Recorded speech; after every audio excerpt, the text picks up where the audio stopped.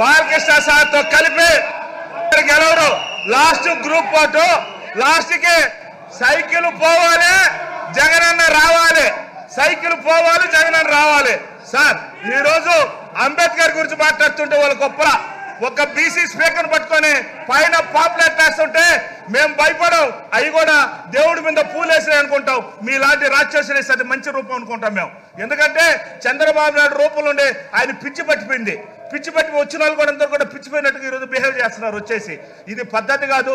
ఈరోజు బడ్జెట్ అదేవిధంగా నిన్న గవర్నర్ గారు ఒక మంచి రాష్ట్రంలో జరిగిన అభివృద్ధి గురించి చెప్పారు. అభివృద్ధి చేస్తుంటే ఎనలేక తట్టుకోలేక వాళ్ళందరూ ఎలా బిహేవ్ చేశారు మనందరం చూసాం. ఎడైనా చెప్పేప్పుడు మంచి మాటలు మనం భగవద్గీత చెప్తా ఉంటాం వింటాం, ఖురాన్ చెప్తా ఉంటాం వింటా ఉంటారు, అదేవిధంగా బైబిల్ చెప్తా ఉంటారు వింటా ఉంటారు. కానీ నిన్న ఆ మూడు కలిపితే గవర్నర్ గారు ఈ రాష్ట్రానికి ఏం కోరుకున్నారో భగవంతులు కావచ్చు అన్నిట్లో అందరూ కోరుకున్నది జరిగితే అది తట్టుకోలేక చంద్రబాబు నాయుడు గారు ప్రజల్లో వెళ్ళిపోతుంది. అన్ని పథకాలన్నీ కూడా 100కి 99% జగన్మోహన్ రెడ్డి గారు చేసేశారు అనే ఉద్దేశంతో అది పోకూడదని ఈరోజు ఆడికి వచ్చేసి ఈరోజు ఆర్టీసీ గురించి మాట్లాడతారు. వాళ్ళకి అర్హత ఉంది ఆర్టీసీ గురించి మాట్లాడేది? ఎవరు చేశారు? ఈరోజు వాళ్ళకి పర్మినెంట్ చేశారు ఆర్టీసీ గురించి. విద్యారంగం అదేవిధంగా వైద్య రంగం ఏందండి? ఈ దేశంలో ఈ ప్రపంచంలో జగన్మోహన్ సైడ్ చూస్తున్నారు, పక్క రాష్ట్రాలు మనం చూసి నేర్చుకోబోతున్నారు. ఇలా ఉండాలి వైద్యం. నిజంగా ర్యాంకులు వస్తున్నాయి. అందులో జగన్మోహన్ రెడ్డి ఫస్ట్ క్లాస్లో పాస్ అయిపోయినాడు. ఆయన ముసలాయన 40 సంవత్సరాలు అన్నింటిలో ఫెయిల్ అయిపోతుంది. నేను కూడా అట్నే ఏవి రాసినా సెకండ్ క్లాస్ వచ్చేవాడిని. నేను ఏవి రాసినా సెకండ్ క్లాస్, చూసి రాసినా సెకండ్ క్లాసే.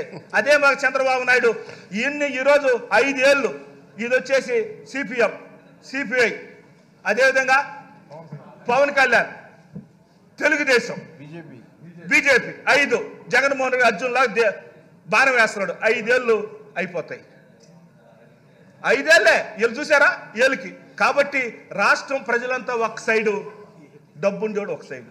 ఇది యుద్ధం, ఇది యుద్ధమే. యుద్ధం. పేదోడు బతకాలి, 3 పూటలు తినాలి, ఆరోగ్యంగా బాగుండాలి, ఇంగ్లీష్ మీడియం రావాలి. ఇవన్నీ కూడా అంబేద్కర్ అయితే ఆ మహానుభావుని ఒకప్పుడు పైన అమ్మవారు కింద ఈరోజు అంబేద్కర్ గారు చూసారా. మనమైతే 30 కిలోమీటర్ దూరం వస్తుంటే భగవంతుడి రూపంలో అంబేద్కర్ అవపడతారు. దాని గురించి మాట్లాడితే తట్టుకోలేకుండా అరస్త విజలు వేస్తారండి. అంబేద్కర్ గురించి పైన ఎత్తున్నాడు కింద అంతున్నాడు మర్రి చెట్లాగా ఆయన. నిజంగా దేవుడు లాంటి రూపం గల అంబేద్కర్ గురించి మాట్లాడినా కూడా తట్టుకోలేని పరిస్థితి. ఒక బీసీ స్పీకర్ గారు ఆడు కూర్చుంటే పాంప్లెట్లు కొడతారు, పసుపు అది కొట్టేది కూడా వైట్ పేపర్ పసుపు పేపర్తో కొడుతున్నారు.